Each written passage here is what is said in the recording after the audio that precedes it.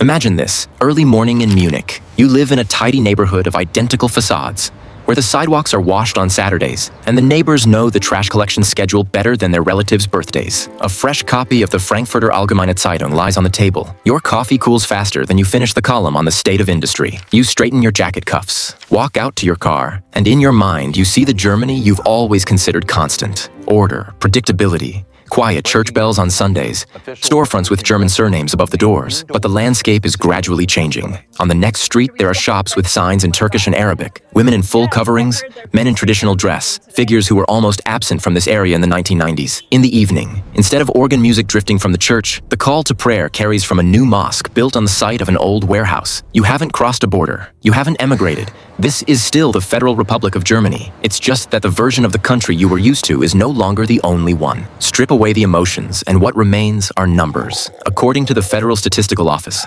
the number of Muslims in Germany has risen over the past decades from roughly 3 million in the early 2000s to more than 5.5 million by the early 2020s. That is about 6 to 7% of the population. Projections by research institutes, including the Pew Research Center, suggest that by mid-century, the share could approach 15% if current trends continue. This is not a fantastical scenario, but a calculation based on age structure and fertility rates. What matters is not only the absolute figure, but the momentum. Germany's native population is aging. The median age exceeds 45, and the fertility rate has long remained below replacement level. At the same time, migrant communities have a significantly higher proportion of young people. Families are more often larger, and the demographic pyramid is noticeably broader at the base. Even if migration were to stop entirely tomorrow, the demographic shift would continue through inertia. It is a mathematical process, not a political slogan. The changes are unevenly distributed. In Berlin, Cologne, Frankfurt am Main, Duisburg, and Hamburg, certain districts have more than 50% of residents with a migration background. In some Berlin schools, children for whom German is a native language are already in the minority. This is not a value judgment, but data from state education ministries. Spatial concentration creates neighborhoods where cultural norms differ from national ones, not at the level of the law, but in everyday practice. Religious infrastructure is shifting in parallel. By various estimates, there are more than 2,500 mosques and prayer houses operating in the country. At the same time, thousands of Christian churches have been closed or sold over recent decades due to declining congregations. The Catholic and Protestant churches record annual membership losses in the hundreds of thousands. The landscape of faith is transforming faster than public debate can develop the vocabulary to describe what is happening. There is also a social dimension. In major cities, there are districts the police classify as high crime areas with limited trust in state institutions. Formally, the law applies everywhere in the same way. In practice, the level of oversight and the tangible presence of the state differ. When residents prefer to resolve conflicts within the community rather than through official channels, a parallel environment begins to take shape. Integration becomes the central issue. For decades, Germany adhered to a model that assumed coexistence of cultures with minimal demands for assimilation. Yet a significant share of migrants primarily orient themselves around their own religious and ethnic identity. In dense diasporas, where social support is provided by one's own community, this is a rational choice. State norms may be accepted as an external framework, but not necessarily as an internal compass. Of course, many integrate successfully, build careers, and participate in public life. But a substantial minority living by different standards is enough to alter the surrounding environment. The mechanism of influence does not have to involve open conflict. It operates through social networks within communities. First comes mutual assistance in finding housing and jobs, then support within the education system, followed by the promotion of representatives into municipal councils, school administrations, and social services. Formally, this is natural civic participation in democratic processes. In substance, it creates a collective resource that begins to play an independent political role. When an informal leader can mobilize tens of thousands of votes, political parties take notice. In a competitive democracy, votes are the primary currency. An exchange emerges. Electoral support in return for staffing decisions, funding for cultural projects, or a softer approach to contentious issues. This is not a secret conspiracy, but the logic of a system in which an organized group gains an advantage over a fragmented majority. The difficulty arises when universal rules gradually give way to negotiations among identities. A state designed as a neutral platform for all citizens starts to function as an arena for group bargaining. Decisions are increasingly shaped by balances of influence rather than a single common interest. Outwardly, everything remains lawful. Elections, coalitions, committees. Internally, a complex web of obligations forms, where belonging to a community can matter as much as professional competence. This process cannot be reduced to a simple for or against migration. It runs deeper. It concerns the transformation of the social fabric. Germany remains Germany in legal, institutional, and economic terms. Yet its cultural code is becoming multi-layered and at times contradictory. The question is no longer whether a particular resident of Munich or Berlin likes it. The question is whether society will manage to establish new common rules that are binding for everyone, regardless of origin. And then your thoughts return to 2015. Evening, the living room. The television is on. On the screen is Angela Merkel. Calm tone, restrained expression. The familiar cadence of someone who spoke to the nation for years like an accountant presenting a balance sheet. And then the phrase that became a political symbol. We're schaffen das. We can do this. At the time, it was perceived as a moral stance, a humanitarian gesture, a statement of confidence in the capacity of the German state. In substance, however, that moment marked the beginning of a large-scale social experiment. Within a short period, more than 1 million people entered the country. The borders were effectively open. Registration centers were overwhelmed. Municipalities scrambled to find housing. Schools searched for places. Agencies for staff. It was a decision made under crisis conditions, but with long-term consequences. Merkel is no longer in office today. Her era has ended. Yet the consequences of that decision have not disappeared. The people who arrived then have stayed. Their families are growing. Their children are attending German schools. Their social integration is proceeding at different speeds and with different outcomes. The political decision was instantaneous. The demographic effect will last for decades. At the same time, crime statistics have shifted as well. The Federal Criminal Police Office regularly publishes reports documenting a rise in offenses involving edged weapons. In major cities, Berlin, Hamburg, Cologne, Frankfurt, knife attacks have become a recurring feature of the news cycle. This is not about isolated incidents, but about hundreds of cases each year in a single federal state. In Berlin, for example, thousands of incidents classified as Messer and Griff, knife attacks, are recorded annually. It is important to understand, crime is not automatically equivalent to migration. Yet in official reports, a significant share of suspects in serious crimes are individuals with a migration background or recent asylum status. That is a statistical observation, not a political slogan. And it is precisely this data that fuels growing tension within society. Against this backdrop, government spending continues to rise. Germany remains one of the largest donors providing assistance to the country currently in conflict with Russia. The sums involved amount to tens of billions of euros in financial aid, loans, military equipment, and humanitarian programs. The federal budget is being reallocated.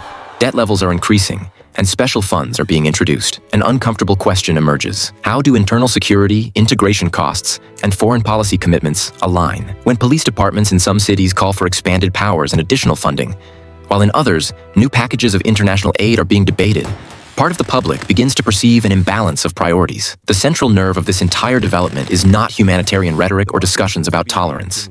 It is about power and the methods of maintaining it. In the German context, the mechanism is rational. When traditional voters grow weary of stagnation, inflation, rising utility costs, and endless coalition compromises, parties begin searching for new sources of loyalty. Instead of pursuing painful structural reforms, it is simpler to expand the electorate. Legalization measures, accelerated procedures, social guarantees, access to municipal housing. These create a group whose stability is directly linked to the current model. This is not about ideals. It is about calculation. In a federal system where each election determines the fate of coalitions, even a few percentage points can shift the balance in the Bundestag. For party machinery, this is almost a flawless formula. Economic transformation takes years and provokes resistance. Rebuilding trust is slow and unpredictable. Expanding the electorate through controlled administrative decisions delivers faster results. A person who has obtained resident status, social support, and guaranteed access to the insurance system understands that any tightening of policy could threaten personal well-being. The vote becomes an instrument of self-preservation. In this way, a dependent political base takes shape, one for whom changes in the rules appear risky. Yet party logic is only the surface layer. Beneath it lies economic interest. Germany has long faced a shortage of affordable housing. In major cities, Berlin, Hamburg, Munich, prices have been rising for years. Each new wave of arrivals increases demand. Municipalities sign contracts for temporary housing complexes, renovation of dormitories, and conversion of office buildings. Developers receive guaranteed orders. The state covers rent through social funds. The market is overheated, but for the construction sector, it represents a steady source of revenue. Losses are minimal because purchasing power is backed by the public budget. Financial institutions operate according to the same logic. Population growth means loans for infrastructure, school modernization, and expansion of transport networks. The federal states increase borrowing. The federal government reallocates funds. Banks collect interest. The higher the social burden, the more stable the flow of debt obligations. From the perspective of financial institutions, this is not a crisis, but a predictable circulation of capital. Integration projects form another line. Language courses, adaptation centers, advisory services, grants for NGOs. Budgets amount to billions of euros. The results are mixed, yet funding continues. The paradox is that partial inefficiency can prolong the existence of these programs. If the issue were resolved quickly, the flow of money would diminish. The complexity of the task becomes the justification for ongoing allocations. The labor market is changing as well. Germany is aging, and companies face staff shortages. The influx of people partially fills vacancies in construction, logistics, and care services. At the same time, competition intensifies in low-wage sectors. Pressure on wages is noticeable, particularly in metropolitan areas. Large corporations benefit from flexibility and reduced costs. Trade unions lose leverage because an oversupply of labor weakens bargaining positions. One point matters here. Full economic integration is not always advantageous for those who profit from low-cost labor and subsidized consumption. A person fully integrated into society and demanding equal pay alters the balance.